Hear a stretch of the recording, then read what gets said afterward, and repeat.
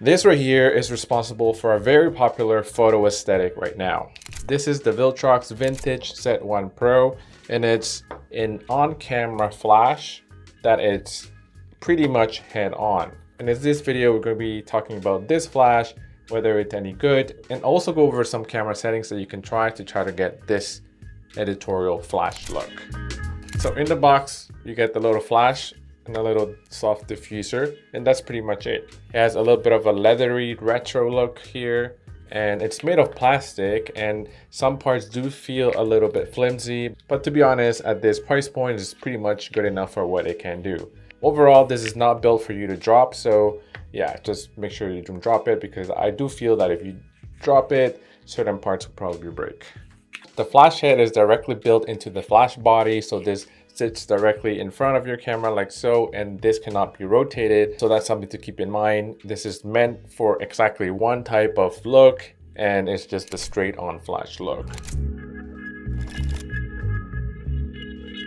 Under the flash tube here, you also find a little sensor here, because this can also act as a slave, so you're able to control this flash with a different trigger. This has a 3.7 volt, 800 milliamp hour battery built in directly into the flash. And even though it has that built-in battery, it's still very lightweight at about 136 grams. So in my experience using it, it did not feel very top heavy. This is going to feel more like a very lightweight and small microphone on that hot shoe mount on your camera. With the built-in battery, you get about 350 flashes at full power, and you can get up to 10,000 flashes at a low power setting. And I'm assuming that is probably like the lowest power setting. But if you're covering an event, you'll probably be able to use it for most of the night. And if you do need, it does have a USB-C input here where you can use to directly power this to external battery hub.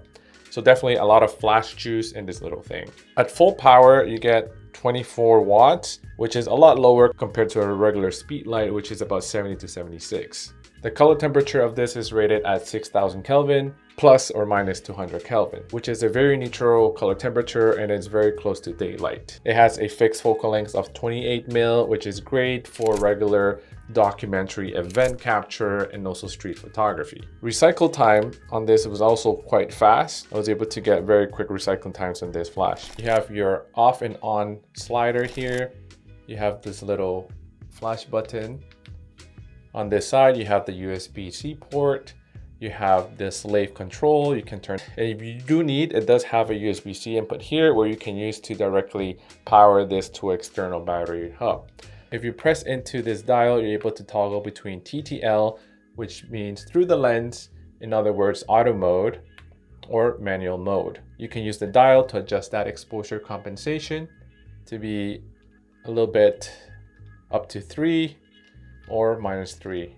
And in manual mode, you can adjust the strength of the flash with the dial as well. So pretty straightforward. And this also has high-speed flash sync, and you can turn that on by swiping up on this little screen. You can see that the high-speed sync indicator is now shown here. Swipe up and swipe down. You can also access high-speed sync by double pressing this dial. If you long press on the dial, you'll be able to adjust the brightness of that screen in 5 increments. So the user interface is quite simple and pretty easy to use.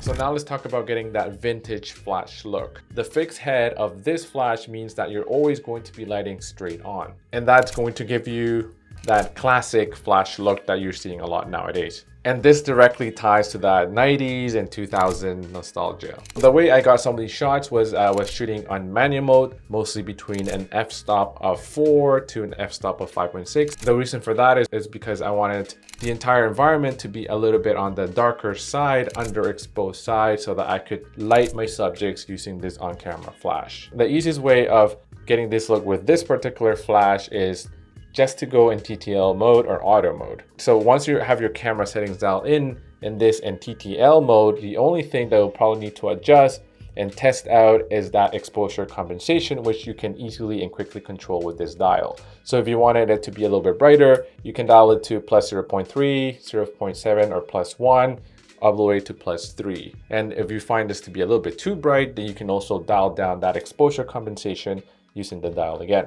So it's a very quick way of when you're shooting an event to adjust the intensity of that light just by using this dial as you're photographing your subjects. The key is to always try to underexpose in camera and use this to slightly overexpose your subject.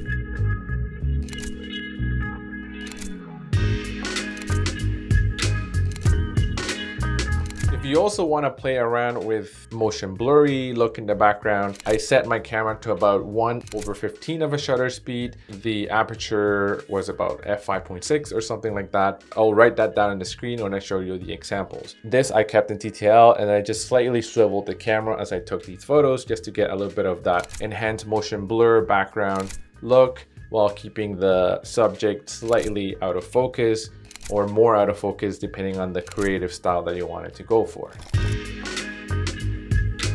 Overall, I think this is a very neat buy if you want to go for that on-camera editorial vintagey flash look. It is inexpensive. I think it's about $60 US, and it's super easy to use. It is not made out of the best quality, but then for the amount of money that you're paying and the stuff that this does, it's a pretty cool addition to your toolkit if you want to get these sort of photos, or if you just want another smaller flash to use when you're shooting events or other run and gun scenarios. So that's it for today's video. Let me know if you do a lot of flash photography or if you are a continuous lighting kind of photographer. Let me know. Looking forward to hearing your thoughts. And if you're still around, here are a couple more videos you could watch next, and I'll see you there.